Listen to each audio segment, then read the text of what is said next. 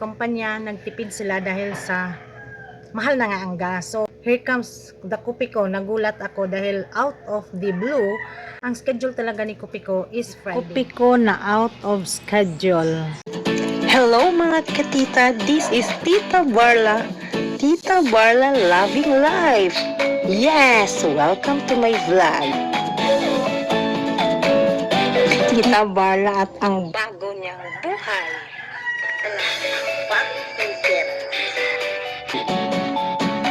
I-subscribe and click the notification bell for more updates. See ya! Hello everyone, this is Tita Barla. Welcome to my channel. So ngayon is Wednesday, March 11 and here comes the Kopiko. Nagulat ako dahil out of the blue, ang schedule talaga ni Kopiko is Friday. May iba akong inantay na agent. So bago sila, and then si Kopiko na out of schedule.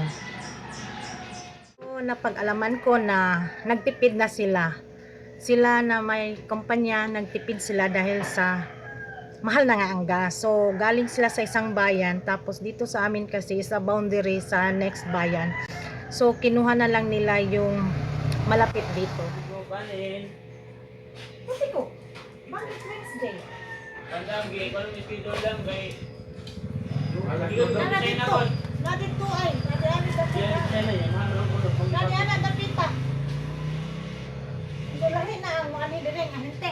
Murag yapon lang, nag-leave lang to siya. So wala siya burning.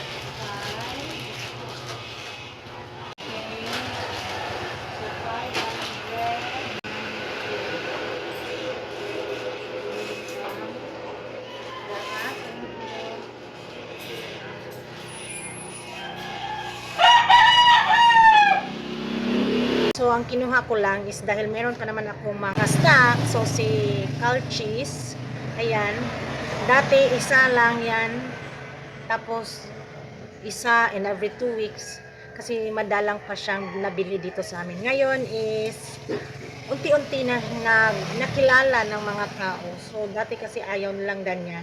So una, nagiging dalawa na yan last week. So iniisip ko na lang na ginawa ko na lang 5 today. And then, ang nabayaran ko is 519 pesos. Ayan sila.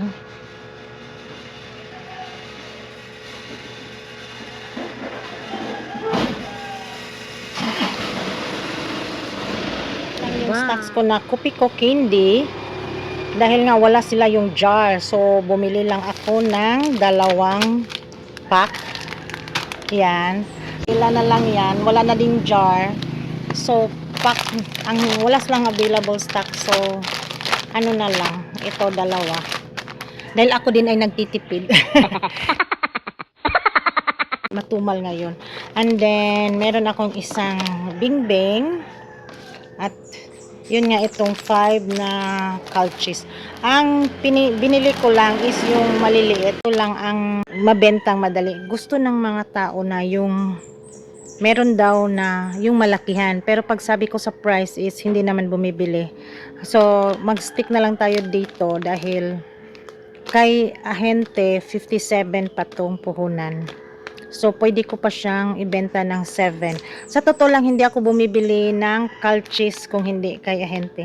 Kasi kung sa labas na to is 63 na to. So sayang yun kung 7 pesos lang ang bentahan ko. So, inantay ko talaga si ahente. Ayan. Yung resibo ko, 519.7. Basta ang puhunan nito is 50 plus. Ayan. I-refill na lang natin. Rekta tayong review.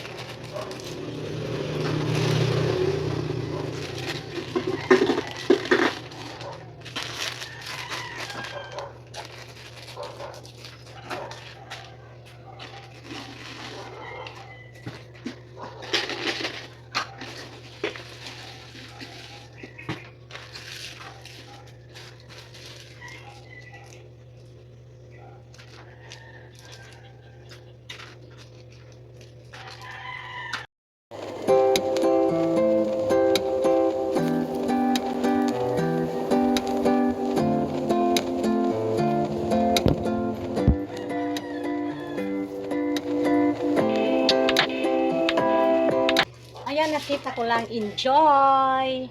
And salamat everyone for watching. Ayan, salamat.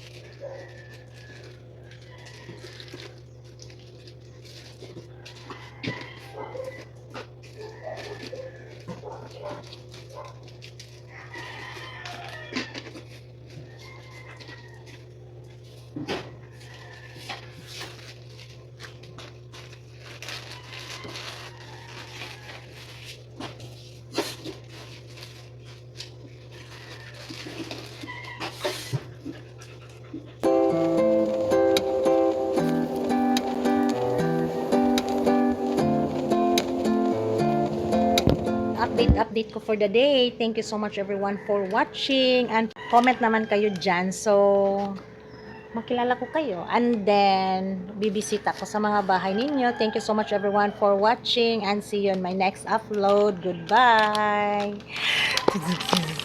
Goodbye. See you again. This is Tita Barla. Bye. See ya. Bye. See you again.